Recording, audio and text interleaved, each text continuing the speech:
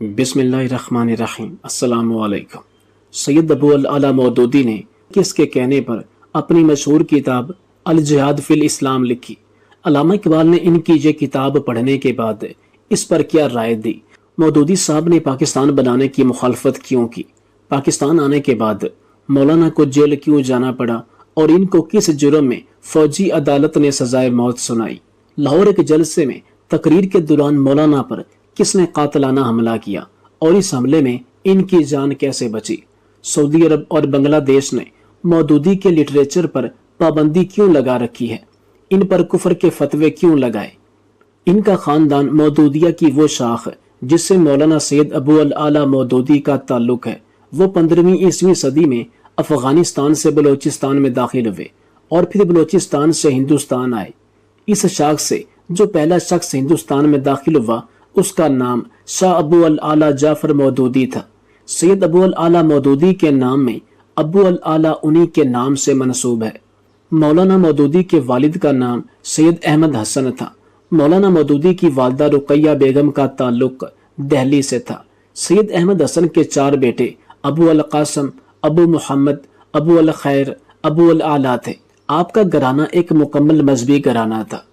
مودودی نے ابتدائی تعلیم والد سے حاصل کی، بعد ازاں انہیں فرقانیہ اورنگ آباد کی 8ویں جماعت میں براہ راست داخل کیا گیا۔ 1914 میں انہوں نے مولوی کا امتحان پاس کیا اور اس وقت ان کے والدین اورنگ آباد سے حیدرآباد منتقل ہو گئے، جہاں سید مودودی کو مولوی عالم کی جماعت میں داخل کرایا گیا۔ اس زمانے میں دارالعلوم کے صدر مولانا حمید الدین فراہی تھے، جو مولانا امین احسن اصلاحی کے بھی استاد تھے۔ تاہم والد کے انتقال کے باعث وہ دارالعلوم میں صرف 6 ماہ ہی تعلیم حاصل کر سکے۔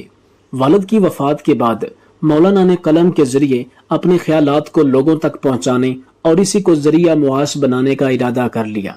چنانچہ ایک صحافی کی حیثیت سے انہوں نے اپنی عملی زندگی کا آغاز کیا اور متعدد اخبارات میں مدیر کی حیثیت سے کام کیا۔ مودودی نے بہت سی کتب لکھی، مگر ان کی کتاب الجہاد فی الاسلام بہت مشہور ہوئی۔ اس کتاب کا پس منظر جان لیتے ہیں۔ ایک شخص سوامی شردانند نے شدی کی تحریک شروع کی، جس کا مقصد یہ تھا کہ مسلمانوں کو ہندو بنا لیا جائے، چونکہ اس تحریک کی بنیاد نفرت، دشمنی اور تعصب پر تھی، اور اس نے اپنی کتاب میں حضرت محمد صلی اللہ علیہ وآلہ وسلم کی توہین کی، جس پر مسلمان نوجوان عالم دین نے غیرت ایمانی میں آ کر سوامی شردانند کو قتل کر دیا۔ اس پر پورے ہندوستان میں ایک شور برپا ہو گیا۔ ہندو دین اسلام پر حملے کرنے لگے اور اعلانیہ یہ کہا جانے لگا کہ اسلام تلوار اور تشدد کا مذہب ہے۔ انہی دنوں مولانا محمد علی جوہر نے جامعہ مسجد دہلی میں تقریر کی، جس میں بڑی درد مندی کے ساتھ انہوں نے اس ضرورت کا اظہار کیا کہ کاش کوئی شخص اسلام کے مسئلہ جہاد کی پوری وضاحت کرے، تاکہ اسلام کے خلاف جو غلط فہمیاں آج پھیلائی جا رہی ہیں وہ ختم ہو جائیں۔ اس پر سید مودودی نے الجہاد فی الاسلام کے نام سے ایک کتاب لکھی۔ اس وقت سید کی عمر صرف 24 برس تھی۔ اس کتاب کے بارے میں علامہ اقبال نے فرمایا تھا، اسلام کے نظریہ جہاد اور اس کے قانون صلح و جنگ پر یہ ایک بہترین کتاب ہے، اور میں ہر علم رکھنے والے آدمی کو مشورہ دیتا ہوں کہ وہ اس کا مطالعہ کرے۔ سید مودودی نے اپنی زندگی میں کم و بیش 200 کے قریب کتابیں، کتابچے اور پمفلٹ تحریر کیے، اور 1000 کے آس پاس تقریریں اور بیانات کا ریکارڈ ملتا ہے۔ ان کی مشہور کتابوں میں خلافت و ملوکیت، تفہیم القرآن اور پردہ قابل ذکر ہے۔ جماعت اسلامی کے بانی مولانا مودودی کے بارے میں کہا جاتا ہے کہ انہوں نے نہ صرف یہ کہ مطالبہ پاکستان کی مخالفت کی، بلکہ پاکستان بننے کے بعد بھی ان کی جماعت اور مولانا مودودی قائد اعظم کی مخالفت کرتے رہے، اور مولانا مودودی پاکستان بننے کے بعد بھی اس موقف پر قائم رہے کہ قائد اعظم ایک قومی ریاست قائم کرنے کے لیے پاکستان بنانا چاہتے تھے، اور پاکستان میں شریعت کا نفاذ ان کا مقصد نہیں تھا۔ اس حوالے سے بطور دلیل درجہ ذیل پیش کیے جاتے ہیں۔ ہم اس تحریک کو آج بھی صحیح نہیں سمجھتے، جس کے نتیجے میں پاکستان بنا ہے، اور پاکستان کا اجتماعی نظام جن اصولوں پر قائم ہو رہا ہے، ان اصولوں کو اسلامی نقطہ نظر سے ہم کسی قدر و قیمت کا مستحق نہیں سمجھتے۔ سید مودودی نے ماہانہ رسالہ ترجمان القرآن کے ذریعے ایک اسلامی جماعت کے قیام کی تجویز پیش کی، اور اس سلسلے میں ترجمان القرآن میں مضامین بھی شائع کیے، जो लोग इससे इत्फाक रखते थे वो 26 अगस्त 1941 को लाहौर में जमा हुए और जमात इस्लामी कायम की गई। जिस वक्त जमात इस्लामी कायम हुई तो इसमें पूरे हिंदुस्तान में से सिर्फ 75 आदमी शामिल हुए थे। इस इज्तिमा में सैयद मौदूदी को जमात का सरबराह मुंतखब किया गया। तकसीम हिंद के बाद सैयद मौदूदी पाकिस्तान आ गए। पाकिस्तान में कायदे आजम के इंतकाल के अगले ही माह यानी अक्टूबर 1948 में इस्लामी निज़ाम के नफाज के मुतालबे पर आप गिरफ्तार हुए। सैयद मौदूदी को इस्लामी निज़ाम का मुतालबा करने के जुर्म में गिरफ्तार किया गया था, लेकिन इल्ज़ाम यह लगाया गया कि वो जिहाद कश्मीर के मुखालिफ थे। इन्हें 20 माह बाद 1950 में रिहाई मिली। 1953 में सैयद मौदूदी ने कादियानी मसले के नाम से एक छोटी सी किताब तहरीर की, जिस पर इन्हें गिरफ्तार कर लिया गया। ये भी कहा जाता है कि कादियानियों की एक बहुत ताकतवर और मशहूर शख्सियत ने फौज के एक आला किरदार से इस सारे मामले की बात की और कहा कि मौलाना मौदूदी हमारे जज्बात को मजरूह करते हैं, लिहाजा इन्हें ठिकाने लगाया जाए, वरना इसके नताइज अच्छे नहीं होंगे। और ये चहम गोइयां भी आम हुई कि उस ताकतवर कादियानी ने बहुत ज्यादा पैसा खर्च करके मौलाना मौदूदी को गिरफ्तार करवाया और फिर फौजी जमात के जरिए इन्हें ये किताबचा लिखने के जुर्म में सजाए मौत का हुक्म सुना दिया। सजाए मौत सुनाने के खिलाफ मुल्क के अलावा आलम इस्लाम में भी शदीद रद्द अमल हुआ। लोग बड़ी तादाद में घरों से बाहर निकले और सैयदना अबू अल आला मौदूदी के हक में बयानात दिए। बिल आखिर हुकूमत ने सजाए मौत को 14 साल सजाए कैद में तब्दील कर दिया। ताहम वो मजीद 2 साल और 11 माह तक जिंदान में रहे और बिल आखिर अदालत आलिया के एक हुक्म के तहत रिहा हुए।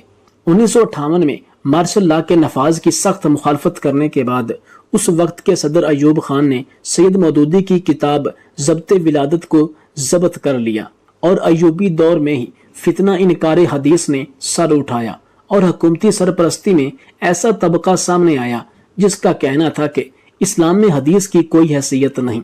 हत्ता के मगरबी पाकिस्तान की एक अदालत के जज ने हदीस के बारे में शक जाहिर करते हुए इसे सनद मानने से इनकार कर दिया। उस मौका पर सैयद मौदूदी ने इस्लाम में हदीस की बुनियादी हैसियत को दलाइल से साबित करते हुए दोनों को इस्लामी कानून का सरचश्मा करार दिया। मार्शल लॉ उठने के बाद अक्टूबर 1963 में सैयद मौदूदी ने जमात इस्लामी का सालाना इजलास लाहौर में मुनक्कद करने का फैसला किया। अयूब खान की हुकूमत ने इसको रोकने की पूरी कोशिश की और गवर्नमेंट ने बजाय बाटी दरवाजे के बाहर तंग जगह में जलसा करने की इजाजत दी। बाद अज़ां लाउड स्पीकर इस्तेमाल करने की इजाजत देने से भी इनकार कर दिया।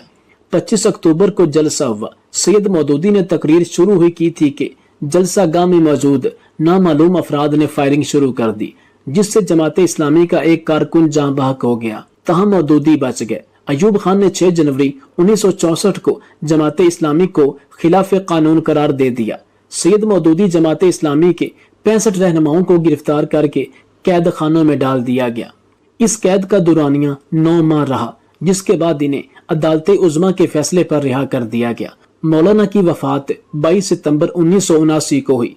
मौलाना मौदूदी के लिटरेचर और इनकी जमात इस्लामी पर दुनिया के बहुत से ममालिक पर पाबंदी आयद है, जिसमें सऊदी अरब और बांग्लादेश काबिल जिक्र हैं। सऊदी अरब ने मौलाना के लिटरेचर को इंतहा पसंद करार देकर इस पर पाबंदी आयद कर रखी है, जबकि बांग्लादेश वालों का इल्जाम है कि जमात इस्लामी दहशतगर्दी में मुलव्वस है। मौलाना की तहरीरों पर अक्सर कुफ्र और गुस्ताखी के फतवे लगते हैं, जिसकी वजह यह करार दी जाती है कि मौदूदी साहब एक अच्छे सहाफ़ी, मुसन्निफ और उर्दू दान हैं, मगर आलिम दीन नहीं। जब सैयदना मौदूदी रहमतुल्लाह अलैह को जेल में बंद किया गया तो वो जेल में गुजारे गए वक्त का एक हैरान कुन वाकया बयान करते हैं कि जब हुकूमत ने इन पर एक सख्त दिल मुलाजिम को लगाया कि इनके खाने में मिर्च ज्यादा डाल दिया करो, वक्त पर ना दिया करो, अलगर्ज हर लिहाज से मौलाना मौदूदी को तंग करो, न इनको नींद आए न चैन आए, और ये 2 दिन बाद ही मुआफी नामे पर दस्तखत करके जेल से चले जाए। मौलाना मौदूदी कहते हैं कि सूरज तुलू होने के बाद जिस वक्त मैं नाश्ता कर रहा था तो किसी की सिसकियां भरकर रोने की आवाज आई। पीछे मुड़कर देखा तो मेरा मुशक्ति बैठा रो रहा था।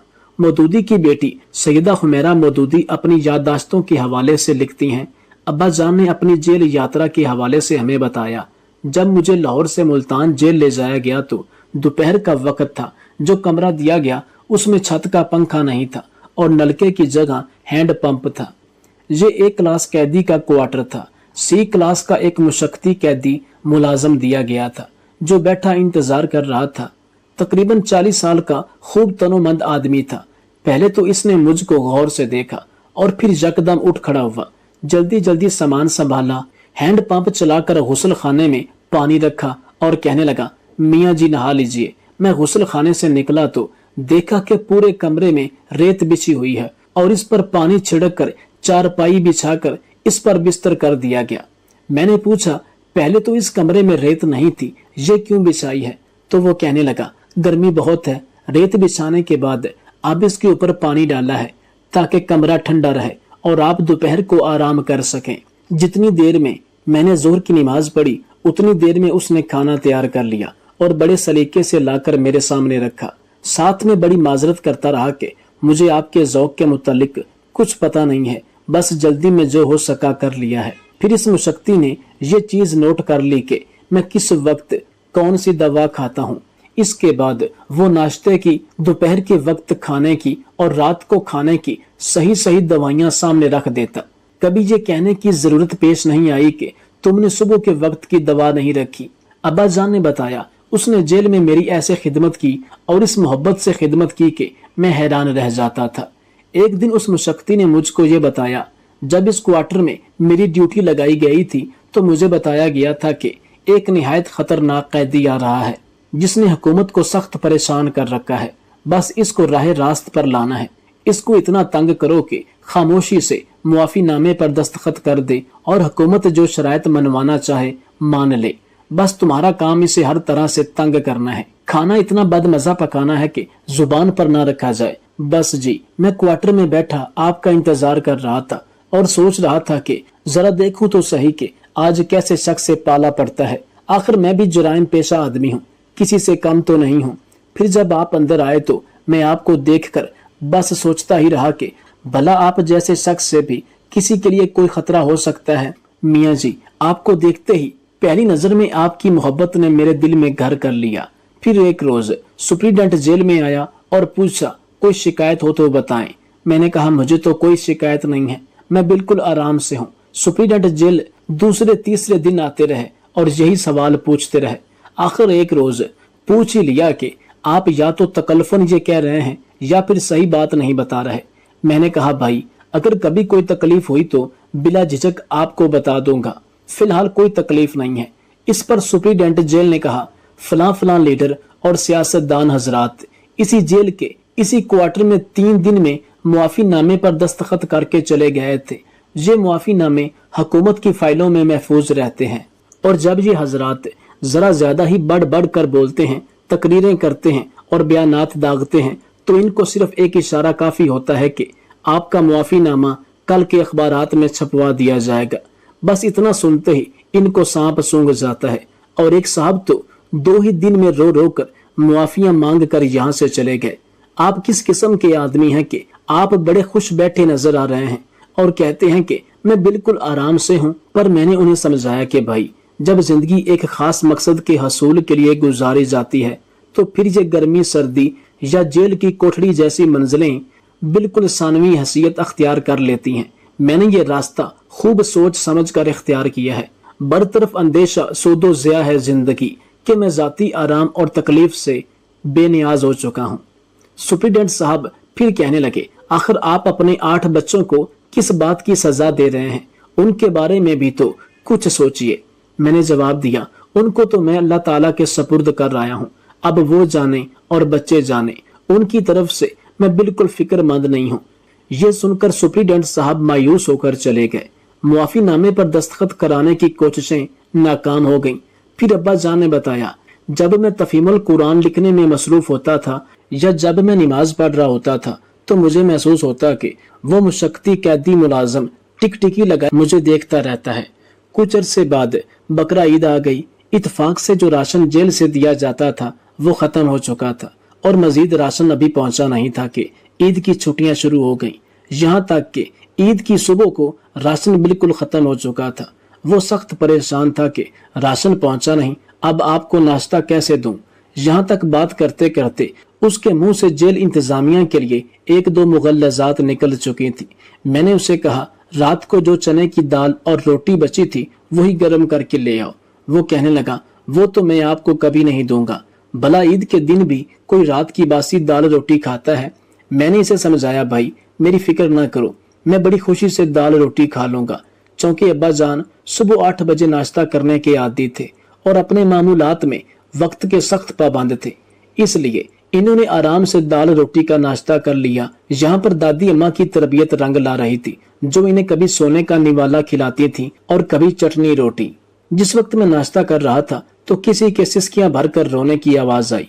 पीछे मुड़कर देखा तो वही मुशक्ति बैठा रो रहा था। पूछा, क्या बाल बच्चे याद आ रहे हैं? कहने लगा, मैं तो आपको दाल रोटी खाते देख कर रो रहा हूँ। मैं सोच रहा हूँ कि ईद के दिन रात की बासी दाल रोटी तो हम गरीबों ने भी कभी नहीं खाई। आप तो बड़े आदमी हैं, आपने कहाँ खाई होगी। मैंने उसे शफकत से समझाया, देखो भाई, मैंने ये रास्ता सोच समझ कर इख्तियार किया है और मैं बड़ी खुशी से इस राह पर चल रहा हूँ। अगर कभी बिल्कुल भूखा भी रहना पड़ा तो इंशाअल्लाह आराम से रह लूंगा। मेरी वजह से रंजीदा ना हुआ करो। अब्बा जान ने मजीद बताया, मैं तो नाश्ता करके कुरान लिखने बैठ गया, लेकिन उस बेचारे मुशक्ति ने एहतजाजन नाश्ता ना किया, अगरचे उसके लिए दाल रोटी बची हुई रखी थी। इतने में क्वार्टर का दरवाजा जोर जोर से खटकाया गया। मुशक्ति ने दरवाजा खोला तो एक संतरी, कई नाश्ते दान, बड़े बड़े पैकेट और गठड़ियां उठाए खड़ा कह रहा था, मौलाना साहब, आपके चाहने वाले तो फजर के वक्त ही ये चीजें ले आए थे और जेल के दरवाजे पर खड़े थे, लेकिन सुप्रीडेंट साहब का दफ्तर ईद के बाद खुला। इसके बाद इन चीजों की तलाशी और जांच पड़ताल हुई, इसलिए देर लग गई। अब कैदी मुलाजम ने वो पैकेट, नाश्तेदान और गठड़ियां खोली तो इनमें अनवाउ इकसाम की नेमतें थी। मैंने अपने जेल के मुशक्ति साथी से कहा, देखो ये सब तुम्हारे लिए आया है, क्योंकि तुम ही उदासी में भूखे बैठे रो रहे थे। अब खूब जी भर कर खाओ और बाकी चीजें दूसरे कैदियों में बांटो। आखिर पराठे, शामी कबाब, हलवा पूरी, शीर खोरमा और मिठाइयाँ उनको भी तो अच्छी लगेंगी। मैं ये कह रहा था, मगर मेरा मुशक्ति साथी अफसोस से मर रहा था। काश वो दाल मैंने आपको देने की बजाय कौवों को खिला दी होती। मेरे बहुत कहने पर इसने नाश्ता किया और बाकी सारी चीजें दूसरे कैदियों में बांट आया और साथ ही साथ उनसे कहता, मेरे मियाँ जी के लिए ये सब चीजें आई थी, उन्होंने तुम्हें भिजवाई हैं। फिर अब्बा जान ने कहा, ईद के रोज दोपहर हुई तो उसी रोज दरवाजा खटखटाया गया और फिर उसी तरह नाश्तेदान और हंडिया कपड़े में बंधी हुई आ गईं। ऐसे ऐसे खाने आए कि मुशक्ति साथी तो हैरान रह गया। इसने मुझे खाना खिलाया और बाकी कैदियों में बांट आया। रात को फिर खाना आ गया। गरज ये कि ईद के 3 दिन हमारे रुफका ने मुल्तान जेल में इतना ज्यादा और ऐसी ऐसी अनवाउ इकसाम का खाना पहुंचाया कि सारे जेल वाले अश अश कर उठे। इधर अब्बा जान हमें ये तफसीलात बता रहे थे, उधर अम्मा जान हमें मतवज्जे करते हुए कह रही थी कि देखो, सूरह मरियम में यही बात कही गई है, यानी जो अहले ईमान नेक अमाल करते हैं, रहमान उनके लिए लोगों के दिलों में मोहब्बत डाल देता है। वो इसी तरह जिंदगी के वाकयात को आयात और अहादीस के साथ मुंतखब करके हमें इनका मतलब समझाया करती थी। आज अम्मा जान के अल्फाज कानों में गूंजते हैं, तुम अमल तो करके देखो, फिर आयतें और हदीसें खुद उठकर तुमको अपना मतलब समझाएंगी। किसी ने बिल्कुल सच कहा है कि जो अपने महबूब की खुशनुदी के लिए, उसकी रजा के लिए अपने आप को उसके बताए गए हकीकी सांचे में डाल दे तो जिंदगी की बड़ी से बड़ी तकलीफ, बड़ी से बड़ी मुशक्कत भी राहत का सामान बख्शती है। मौलाना साहब फरमाते हैं कि जिंदगी में मेरी एक नसीहत पल्ले बांध लो और इसे अपनी दुआओं का हिस्सा बना लो। हमेशा अल्लाह से दुआ करो कि या अल्लाह, मुझे हर हाल में राजी रहने की तौफीक अता फरमा। मैं नादान हूँ, मैं नहीं समझता कि मेरे लिए कौन सा हाल बेहतर है, बस जो हाल मेरे लिए बेहतर है तू बेहतर समझता है, लिहाजा मुझे हर हाल में राजी रहने की दौलत नसीब फरमा। इस दुआ में दुनिया व आखिरत की तमाम नेमतें शामिल हो जाती हैं, क्योंकि अल्लाह से बढ़कर कोई नहीं जानता कि आपकी बेहतरी किस में है। और जब आप सब कुछ अल्लाह के इख्तियार में दे देते हैं तो इंशाअल्लाह खैर ही आपका मुकद्दर होगी। बस पूरे यकीन और ईमान के साथ अल्लाह पर भरोसा रखो।